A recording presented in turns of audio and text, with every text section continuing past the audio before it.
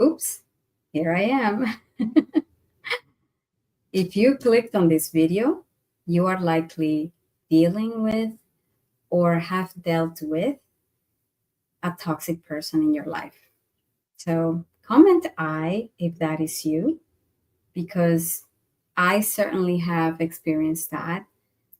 And I want to welcome you into our weekly compassionate accountability meeting or live stream. If you're new here, this is a space where we hold ourselves accountable, not to perfection, not to hustle, but healing and growth and honoring our truth. And I am grateful that you are here. I am Karina Ivar Jacobs, licensed therapist and coach. Today's topic is one that so many of you requested. And as I said, honestly, I have dealt with that quite a few times in my life. How do you deal with a toxic people or toxic person in your life and protect your energy without becoming cold, cynical, or stuck in hypervigilance, right? Because many of us were raised to tolerate what we now recognize as emotional abuse and unhealthy behavior. So when we finally start healing, even peace can feel unfamiliar. So let's break this down with compassion, curiosity, and courage. I want to invite you to take a deep breath in with me. In through your nose, expanding your belly, and slowly release as if you are blowing out a candle. And I want you to say to yourself, I am allowed to feel safe, and I am allowed to grow beyond survival and accommodating. Before we move on, I want to, as usual, invite you to say hello. I'll be on the lookout. Say hello in the comments. Where are you joining from? If you're a Self Worth Hub member, don't forget to say hello and track your attendance for a chance to win our monthly gift card. Regardless, it is wonderful to see you all. So, the term toxic, it gets thrown around a lot. So I want to slow down and define it, especially through the lens of complex trauma. For instance, a toxic person isn't just someone you don't get along with.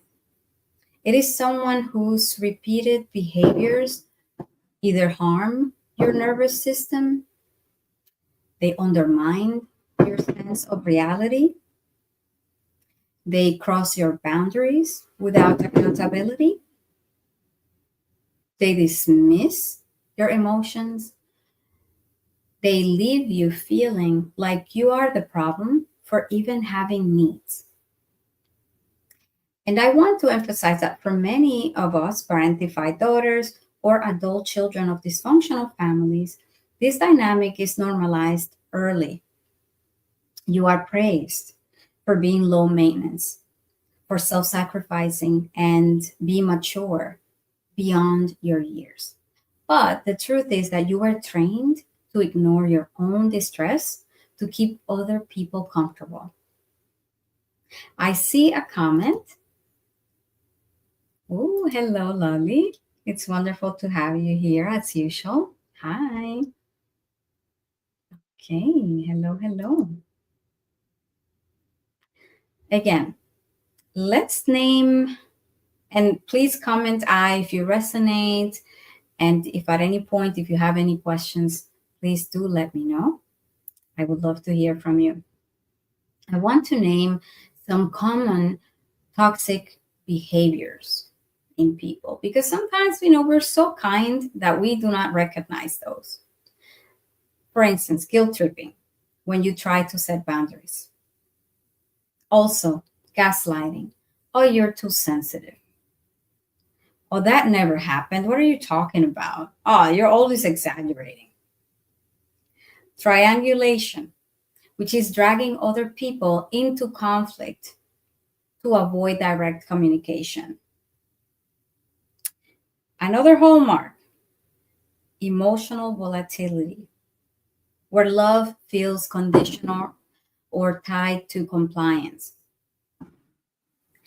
And I see, Lily says, and please forgive me if you hear fireworks because people are starting Memorial Day early. And I don't know if you can, but geez, I don't know who in the neighborhood. I mean, it's just going off with fireworks. Hopefully, you cannot hear that.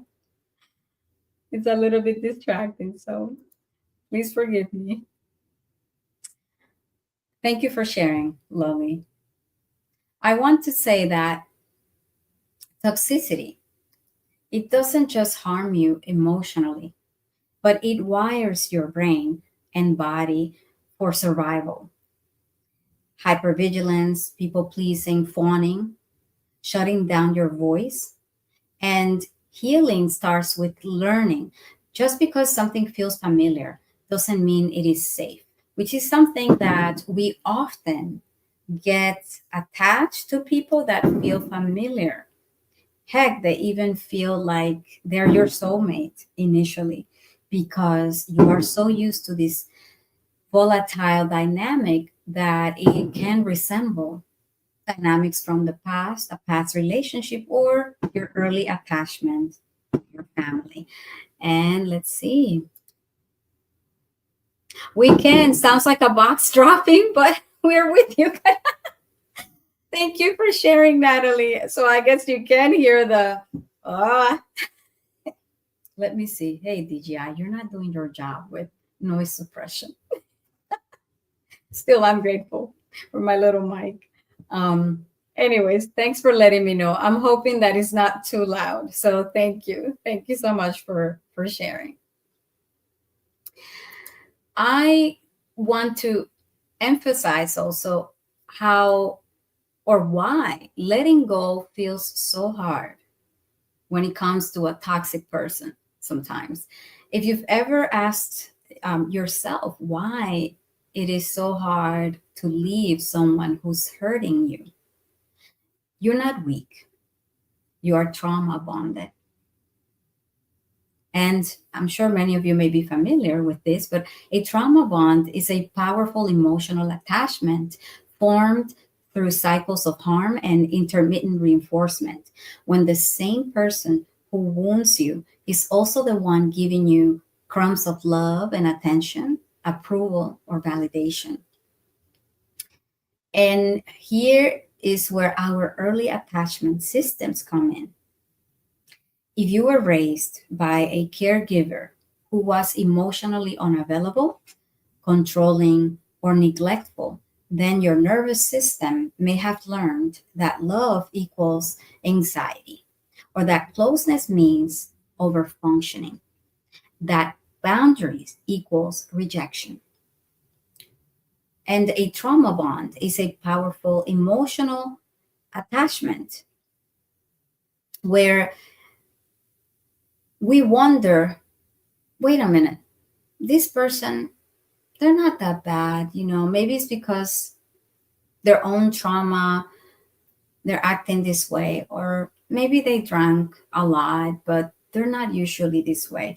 And so if we have been trained to cross our boundaries early on, well, guess what? You are definitely going to override your needs to favor their pleasing them, basically, and keeping them around. And that's why letting go feels threatening, because it activates fear of abandonment. What if I end up alone forever? We catastrophize a lot when we're trauma bonded. We think, wow, I don't think I will find anyone else or that will give me the same attention. And because very likely the relationship started very passionate. And let me also highlight that this doesn't happen in romantic relationships only. I've seen this a lot with toxic friendships, where you just trauma bond with a friend and they consume your days, your energy. So you start just like socializing with them, hyper focusing on each other, my bestie, my sister, for instance, and only to realize that you jumped into intimacy too quickly without vetting the person, without taking your time to socialize, to learn your needs, to learn your boundaries first. And that is why it is important not to just focus on romantic relationships, but this doesn't discriminate. This can happen across the board. Okay. So we can also experience internalized guilt. Am I being too harsh? If I didn't say that, I wouldn't push them away. Maybe I'm exaggerating. That's another thing. You question your own emotions. Another another highlight is there is this hope addiction. Does that sound familiar? Let me know in the comments. A common belief behind the hope addiction is maybe they will change if I just explain it better. So you keep on trying and trying. There is also self doubt. Maybe I was the problem, right? And if that person, it's a family member or a partner that you have been involved with for years, that grief is real and so hard because you're not just losing a relationship, but you are confronting all the time energy and identity you built around trying to be loved by someone who couldn't meet you there. Okay, I see a comment. Okay. Occult examiner. Well, hello. I don't think we've met. Welcome. Wonderful to have you. Let me know if you have any questions or if anything resonates. Okay. So back to some of the traits of a toxic relationship and the attachment that it triggers, all the attachment wounds. So letting go is not just walking away. It is relearning who you are outside of survival and this relationship.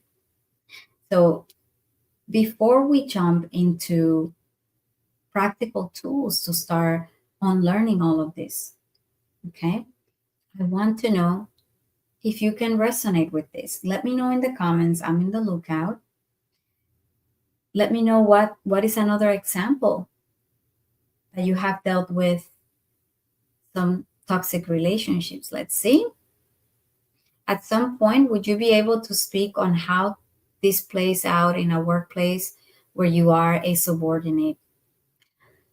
Well, I can do that right now before we jump into practical tools on how to deal with toxic people and people that cross your boundaries. So thank you for bringing it up.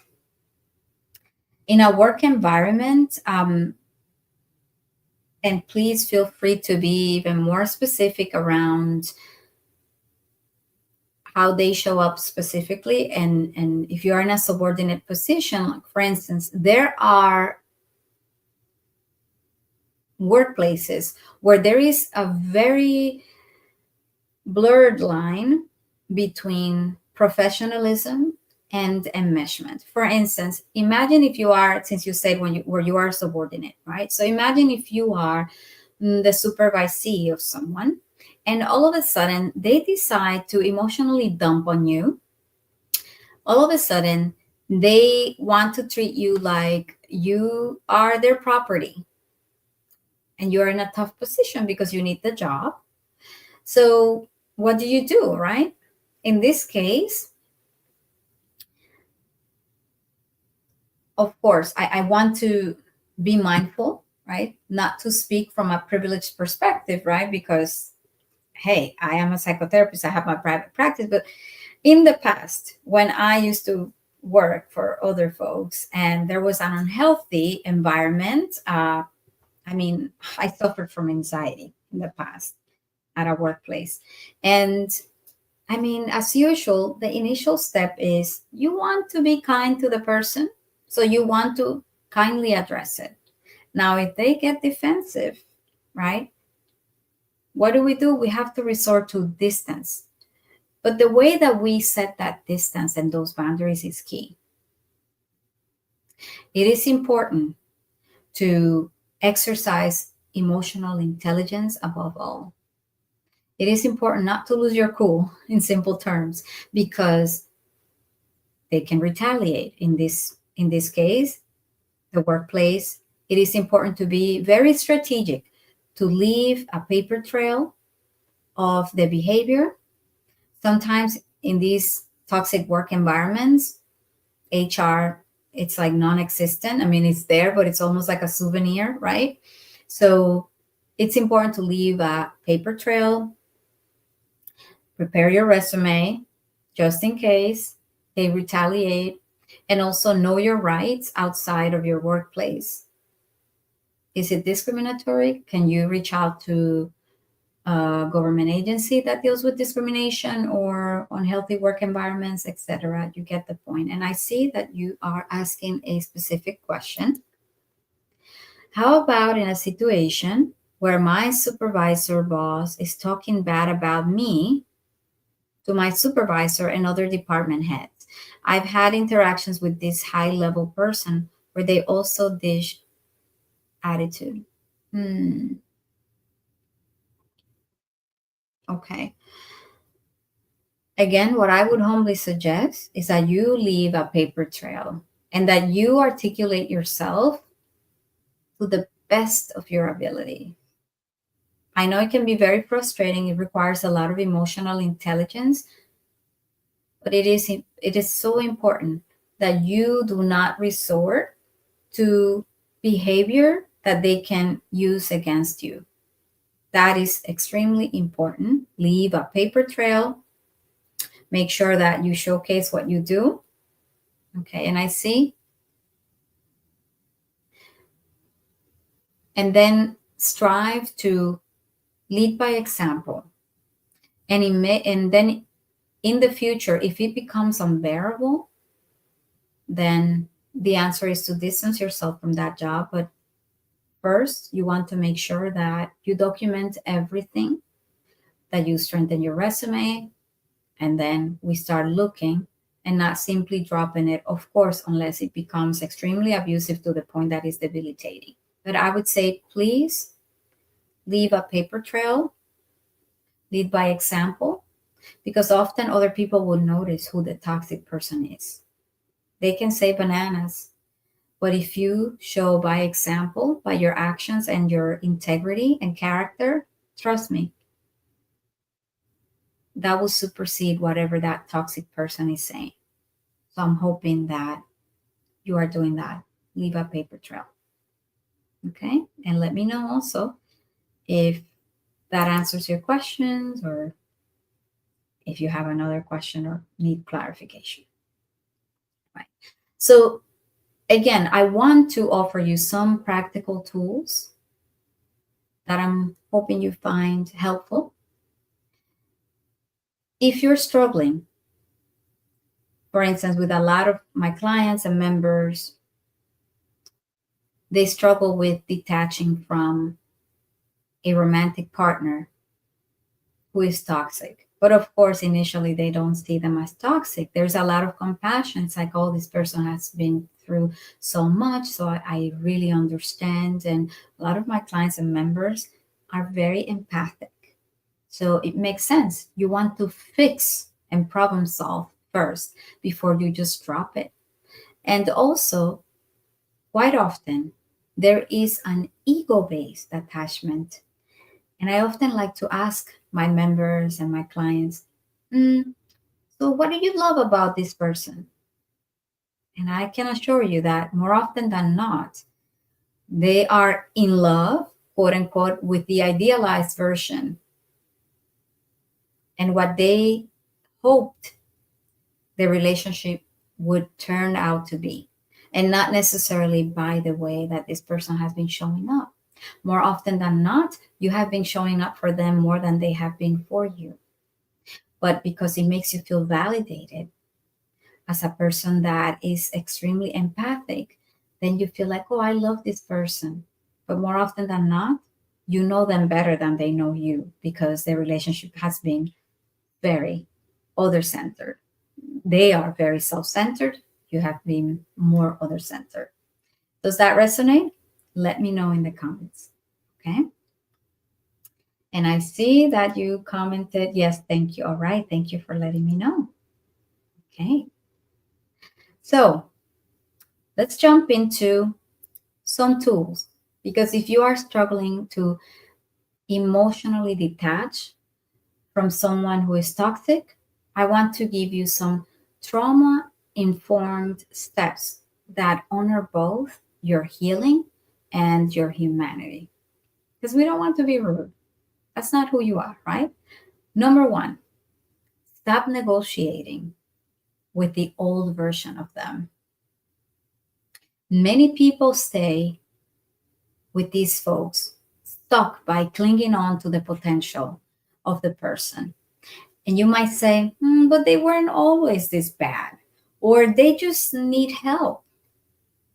But here's the reframe that I want you to embrace is that a healthy relationship is not built on potential, it is built on patterns.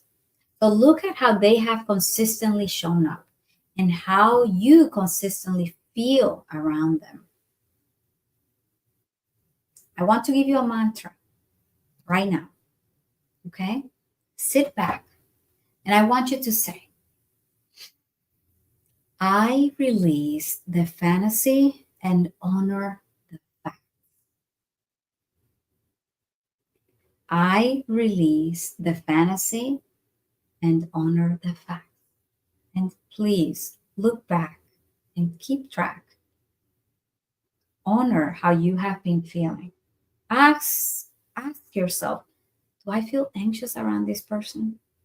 Do I feel heavy? Do I feel drained? And listen to your body. Okay? Number two, reduce emotional exposure. This doesn't always mean no contact, but it might mean limited contact or low information contact, right? I want you to stop explaining yourself to someone committed to misunderstanding you. You don't owe clarity to someone who thrives in chaos and almost trying to set you up for failure. Because no matter what, those people who are toxic, they are unhappy with themselves. So they will likely project a lot of their insecurities on you, a lot of their own misery, and they will drag you down. Mark my words. A healthy person will add to you, will make you feel empowered, will be okay with healthy separation and not control. They will inquire about how you feel. Okay? So I want to give you a simple boundary script. You can say, I'm not available for this kind of conversation anymore. And be prepared for pushback. Be prepared for them trying to drag you into old dynamics. But you have the freedom of saying that. Or you can say, I will only be responding to logistics from now on, if that's necessary. Right? Number three, use nervous system anchors. When you detach, you will feel withdrawal, just like an addiction, like a drug, right? Does this resonate? I'm sure this resonates with a lot of you because it has for me in the past and many of my clients and members. Okay. That withdrawal, that addiction, that's your nervous system coming off the adrenaline of dysfunction.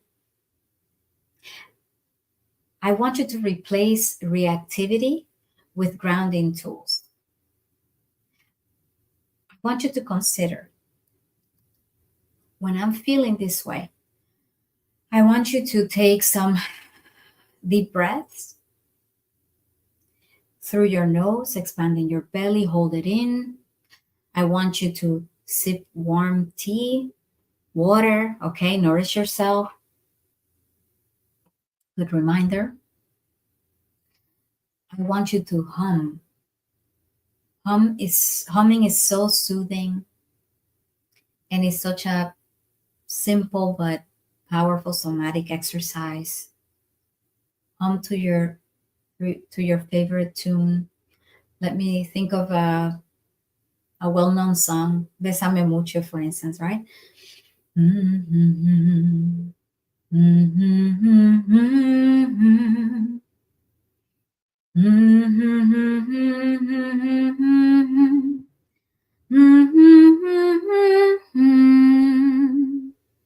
You get the point.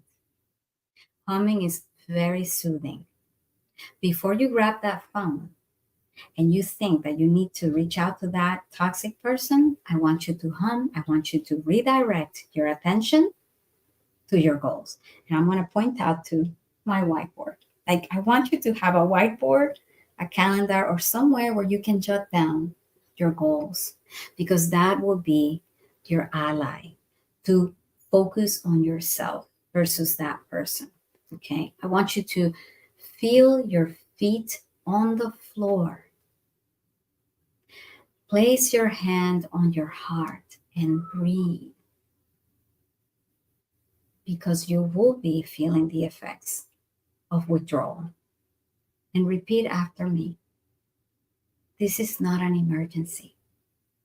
When you feel the withdrawal effects and the relationship ending, you will feel this immense grief.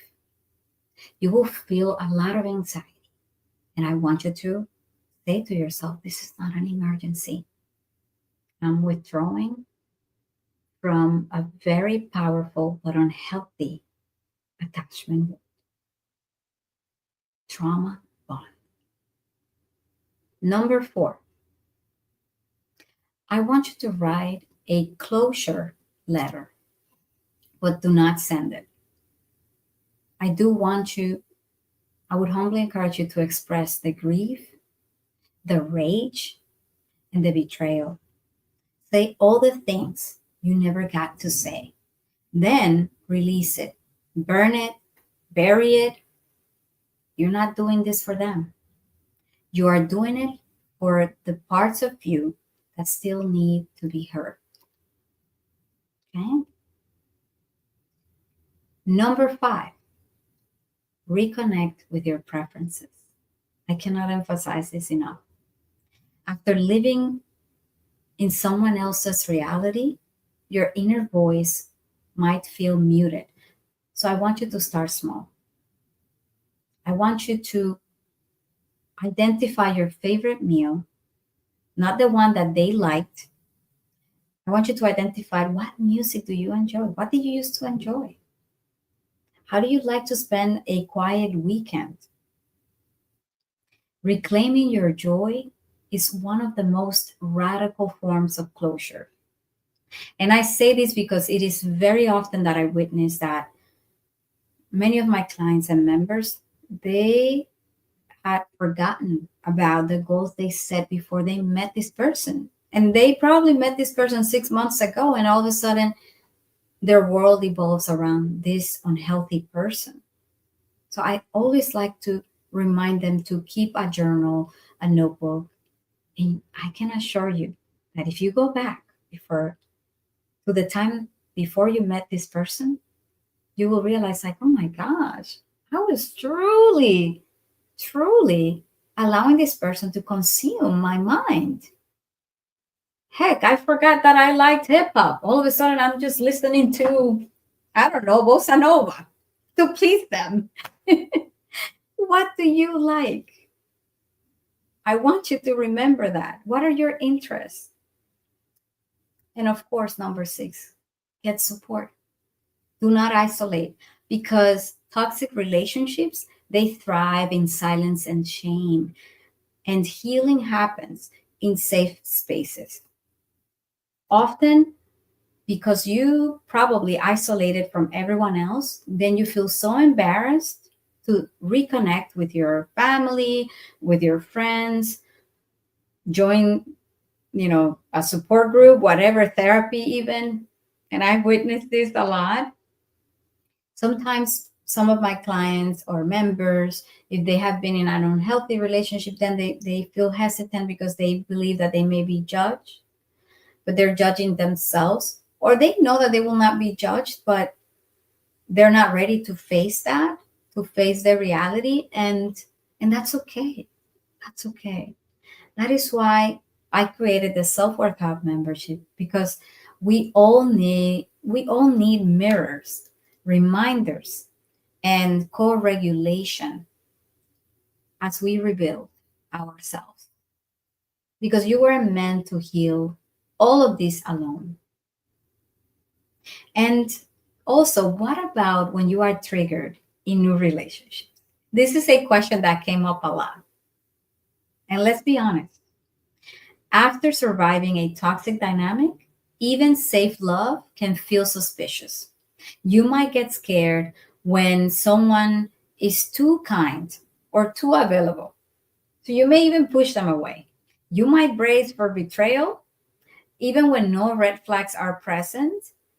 And this is where we need to shift from shaming our triggers to understanding them.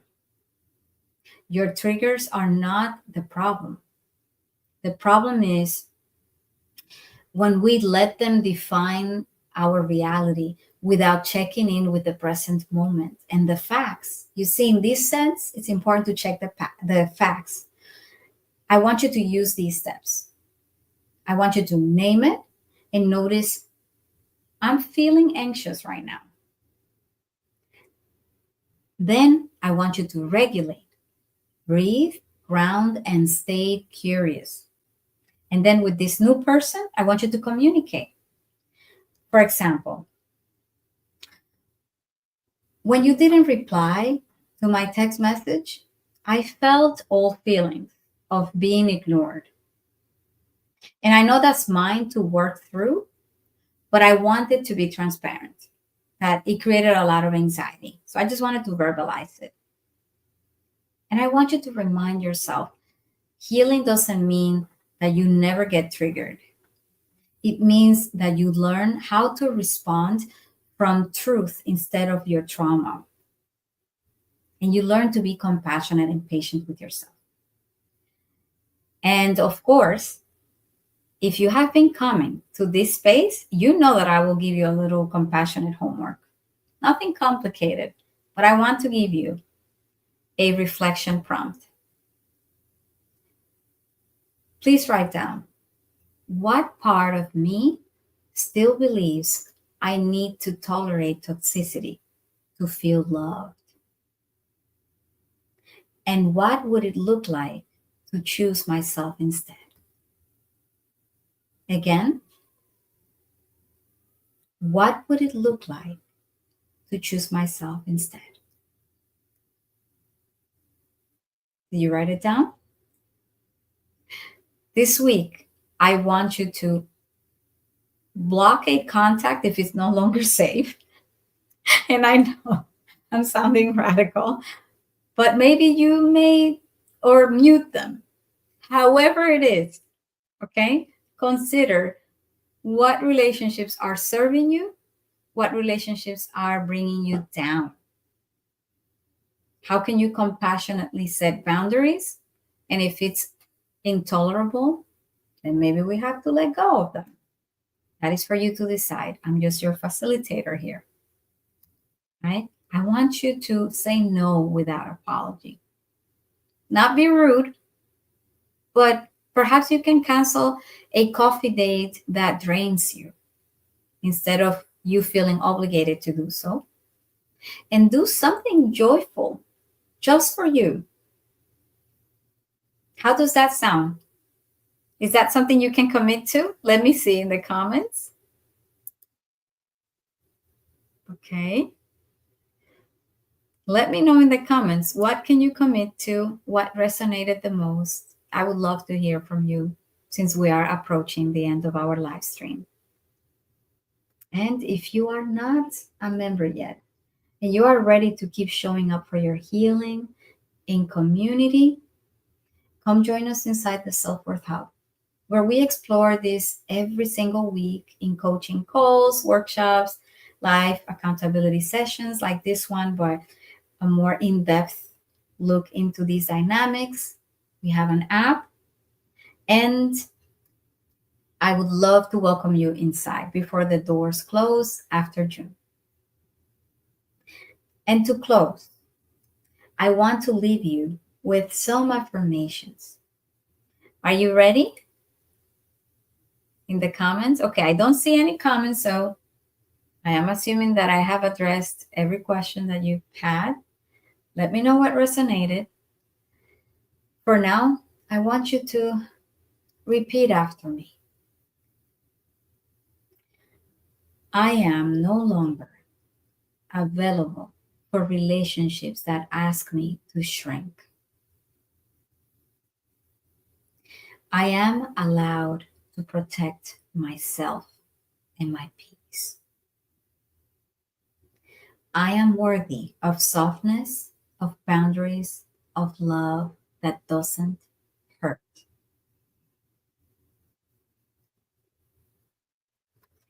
And with that, unless either of you has a question or comment, I want to thank you for being here. Let's see. Hello, Catherine. Hi. Thank you for being here again. Hi, Cathy. I'm going to practice the writing down a letter with the feelings and things I didn't get to say to very close manipulative person I recently blocked from my life and get rid of it. Beautiful. Thank you so much, Kat. I appreciate you sharing. Thank you so much. All right. Well, if you haven't, don't forget to like, subscribe, and share this with anyone that might need this, anyone that could benefit from this space. And I will see you next Sunday. Please take care of yourself. Be patient with yourself. And remember your resilience. And before I forget, okay, if you are in the New York City area, space is limited. I will be hosting an in-person event, Growing Up Too Soon. So if you identify with growing up too soon, becoming an adult ahead of time, having attachment wounds that create anxious attachment, avoidant attachment in relationships, I invite you to sign up because space is limited and it's booking fast. On May 29th, I'll be hosting the screening of my survival and healing story, Growing Up Too Soon, in community, followed by a Q&A, wholesome conversations, and a live performance. And that will be on the Lower East Side in Manhattan. I would leave the information in the description if you're interested. I cannot wait to see some of you who have already signed up. And thank you for being here. I'll see you next Sunday. All right? Take care, everyone.